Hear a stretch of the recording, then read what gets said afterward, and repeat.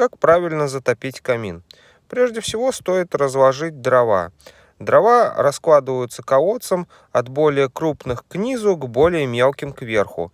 Поджиг лучше осуществлять сверху, предварительно для этого положив мелкую щепу наверх нашей закладки. Можно разжечь камин даже с одной спички, если дрова достаточно сухие. Такой процесс поджига обеспечит быстрый нагрев топливной камеры нашего агрегата, а также всей дымоходной части. При этом вам удастся избежать поддымлений, которые пойдут в комнату. Но помните, что лучше использовать только сухие дрова. Именно они дадут максимальную температуру, за счет которой обеспечится полное сгорание дров. Вот так все просто. Сухие дрова, поджиг сверху, и все будет в порядке.